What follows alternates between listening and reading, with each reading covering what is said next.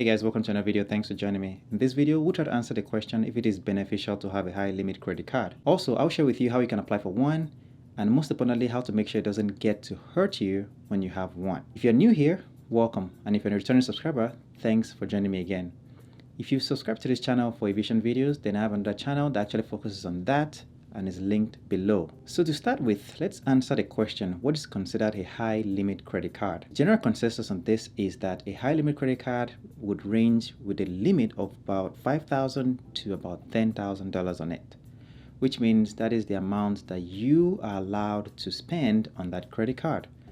In my opinion, that is a lot of money to have on a credit card, considering the high interest rates that you can always have on these credit cards. The average credit card limit in 2021 was about $13,000. Unfortunately, majority of those credit cards are not paid in full. And because most of these credit cards are not paid in full, the current debt on credit cards in the United States is about $841 billion. That is a lot of money on credit cards. So before I go on, if you won't pay off your credit card in full every month, having a high limit credit card would further hurt you and would not help. The risks would definitely outweigh the benefits, so I would advise not to even go for one if that is the case. There are many benefits to having a high limit credit card, but the first one I'm going to share with you is the rewards. So because you have a high limit credit card, the ability to rack up the rewards much faster increases because of what you have available to you.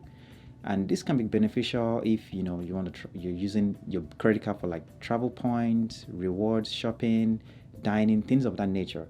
The goal here is, of course, you want to be very careful because it's very easy to maximize the amount available to you, which can hurt you. So the goal is to make sure that you spend what you can afford to pay back every month in full. The other benefit of having a high limit credit card is, since you have some debt available to you that is being managed properly, well, it can serve as a point to other banks that you can manage your debt well, and for that reason, they can further give you more loans. The other benefit of this is the reduced credit card utilization rate. Let's assume that you have a credit card with a limit of $1,000 on it. That means if you want to spend money without hurting your credit on that credit card, your goal should be not to exceed about $300, which is 30% of the amount available to you.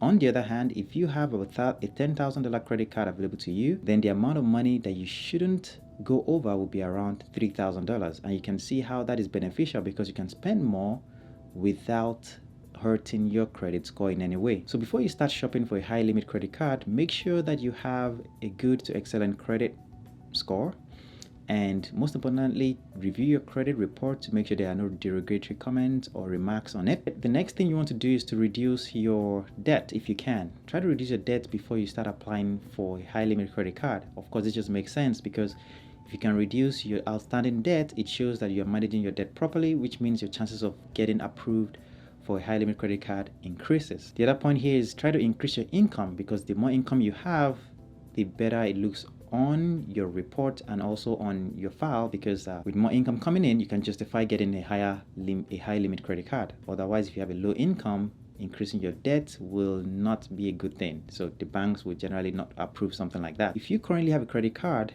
it may be better for you to just have them increase your limit instead of getting a new credit card. The reason is because by opening a new account, that generally reduces your average credit history, which is not good for your credit score. So maybe better to just have your credit card limit increased by your bank on the current card you have. If you're interested in more videos like this, you can check out this video, and thanks for watching this one.